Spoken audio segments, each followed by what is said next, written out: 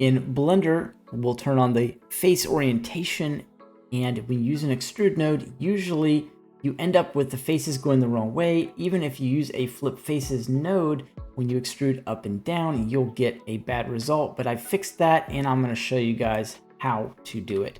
It's a short tutorial. Make sure to like and subscribe for more, and I'll see you guys inside the video. In Blender, when you're using geometry nodes and you're using the extrude, and I'm just doing this from a simple plane to give you guys the base information so you can use this in your projects. What you get is exactly what you want, an extrusion. Unfortunately, the bottom of that plane as it stands is hollow now. So how do you fix that? Well, you could simply join the geometry that's coming out and have the extrude joined here, but now you've got the bottom of the plane again, and that's not what we want because the face orientation is going to mess you up. So if you turn this on right here, the overlays, you'll see that you still have a problem. And to resolve that, there's a few things you could do. You could flip the faces and you're done if that's all you need. And this is the end of the tutorial. Thanks for watching. I'll see you guys in the next one. But the very moment you want to extrude this below that threshold, you get this mess. And if you didn't have that connected, this would be the top of the plane as it stands. So we just turn that off by pressing M, you'll see. So what is the solution here?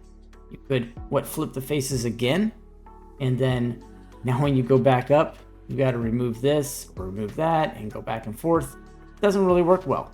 So I've got a solution, and I'll show you guys exactly what it is that I came up with for it. I'll start off with a nice fresh copy of Blender, and I really like working from the side left right like this.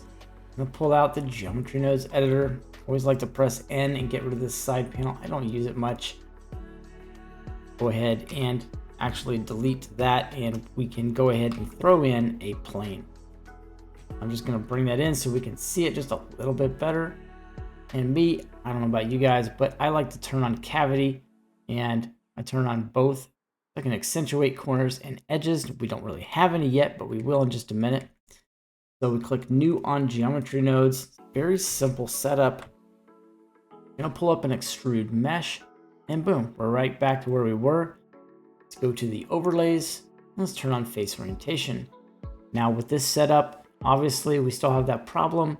So if we were to press Control Shift, right click and do a join geometry, we now have the bottom of the plane again, and that's wonderful.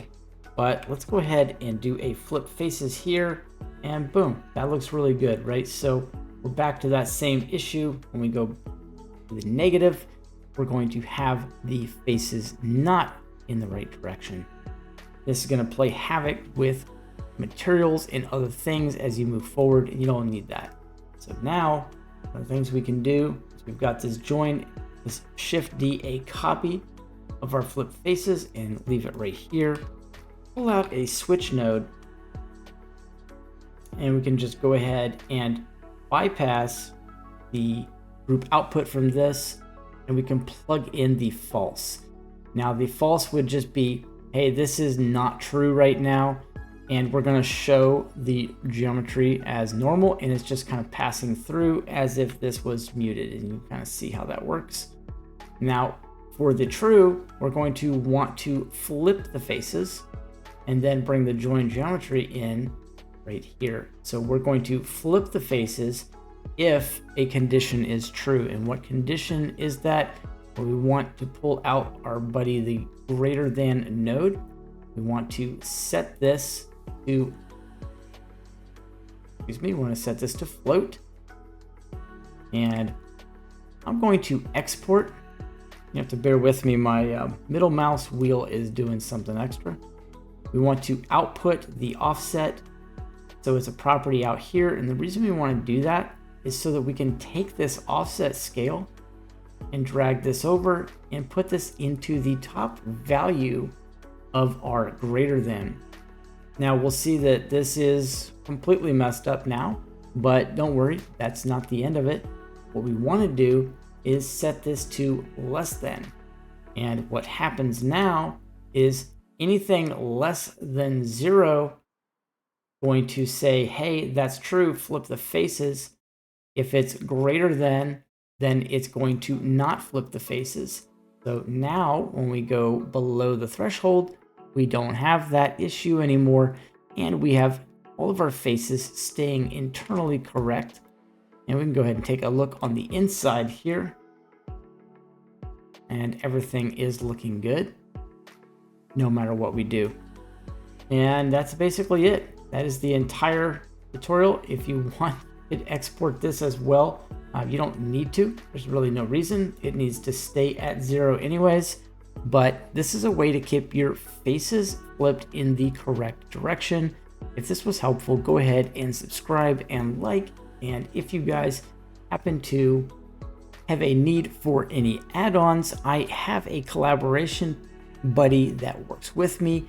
We've come up with some lighting add-ons, a letterboard add-on, a IES add-on that is off the charts with the number of IES lights, because we found the original IES creator for the lights, and we made an add-on for the guy, and he was super happy and let us have access to his server. And so we can pull with the add-on many thousands of lights out of it. Got the cracks add-on. I've got a proxy add-on that will auto proxy things and clone mesh for you. Super cool. And a number of other collabs in here you guys can check out if you feel like supporting me, but a simple like and subscribe will be enough. And one more time, let's look at this beautiful footage, not having that problem anymore. This is something that bothered me for a long time, but I figured I would go ahead and share this out and enjoy, and I'll see you guys in the next one.